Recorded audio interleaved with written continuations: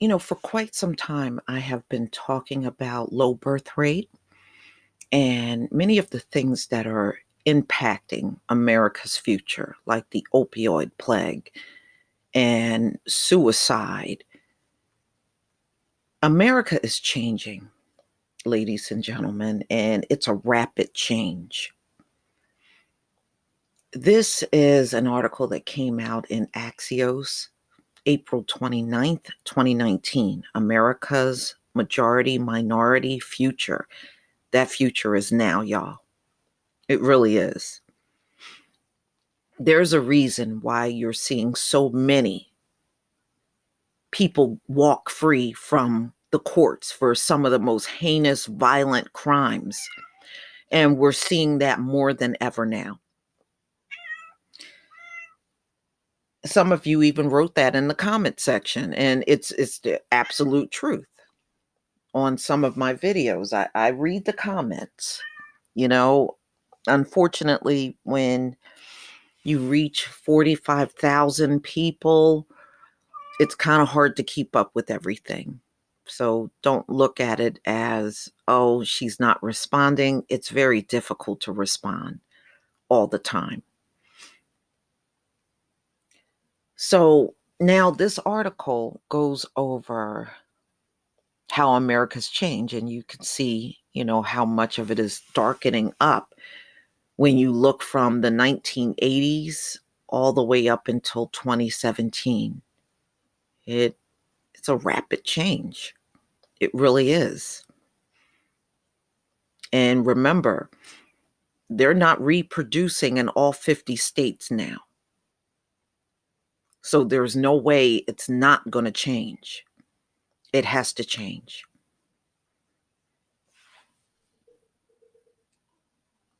By 2045, which I believe is going to be way before then. I really believe it's now. The US as a whole is projected to become majority minority, and the changes are already underway. Non-white Americans are now the majority of the population in 4 states, as well as in most of the prosperous and powerful US cities. Why it matters. The US faces 2 possible futures: a thriving nation that embraces a new demographic makeup, or an escalation of fighting racism and xenophobia. You know what? It's not going to do you any good to fight unless you're reproducing. If you're fighting and you're still not reproducing, it's counterproductive. It really is. By the number, since 2010, non-Hispanic white people have become the minority in 32 more US counties, for a total of 372 counties, according to US Census Bureau data. The trends are largely due to a rise in Hispanic and Asian immigrants, as well as slightly higher birth rates among non-whites. Now, ladies and gentlemen, as far as the Hispanics are concerned, the majority that are coming in here are illegal. Yeah, they're reproducing, but they're not all legal. Many of them are illegal. In fact, a big bulk of them are illegal, but they get counted in. Asians are the same way. See, law enforcement or immigration don't look at Asians as much, but there's a lot of illegal Asians here as well. A lot of them. But they pretty much leave them alone. Okay. The trends are largely due to a rise in Hispanic and Asian immigrants, as well as slightly higher birth rates among non-whites. Next year, the entire under 18 population will be majority non-white. That is very true. That is very true. According to William Frey, Brookings Institution demographer and author of Diversity Explosion, how new racial demographics are remaking America. Yeah. It's remaking a lot of Europe too, y'all. A lot of the migrants that are coming in from Africa and from what they call the Middle East, which is technically still Africa, they are really going into Europe in very large numbers. So, really, wherever they are populated, those places are now leaning in a whole different direction now. In less than a decade, the population under 30 will be majority non white. The demographic shifts are already having an impact on our national identity, politics, and the generational gap, according to sociologists and demographers who have studied the trend. National identity. The US has made significant strides towards structurally equal rights, but in practice, there is still a long way to go. There are no equal rights in America, y'all. That is just fantasy talk. It does not exist. We know that. There's been renewed racial tension and anti-immigrant sentiment over the past few years. Again, that is counterproductive if you are not reproducing. You fighting against all of these other groups, it will do nothing unless you are producing the next generation. If you're not doing that, all of this fighting is for naught.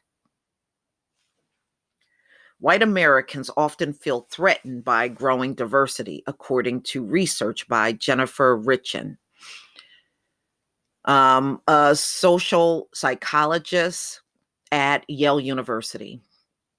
A recent Pew Research Center survey found that 59% of Republicans and 46% of whites said a majority non-white population will weaken America culture. No, it won't.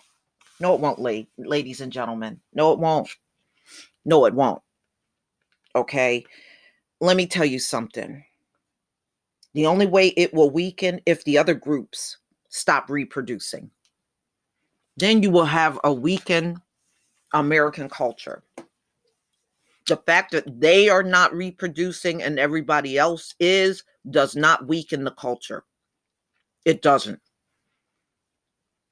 It doesn't. They can believe that, but it doesn't make it true. Mm-mm. This will make America stronger. It really will. Because now the usual people trying to oppress you and suppress you and keep you from rising, their numbers are going to be so diminished, they won't be able to do it anymore. That's what they fear. They fear losing their grip on this country, and they're going to lose it no matter how you look at it. It's not sustainable if you're not reproducing. You can't keep, you can't keep your stronghold on anything, and you don't have other generations coming along that are big and large and can do it. Them holding on to all the power is nothing but a pipe dream, y'all. But let them live out their fantasy. It's not going to make a difference or change anything.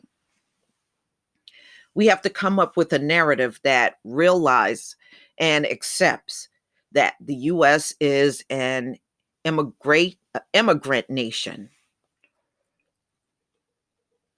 I don't entirely agree with that.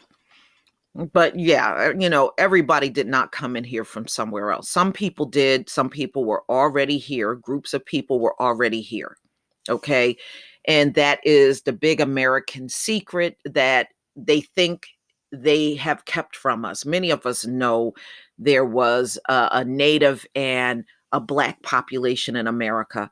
We know this, but they're going to try to keep this under wraps as long as they can, although many of us out here already know these things. um we're denying that, says Monica Toff, a professor of international politics at the Fletcher School and Tufts University.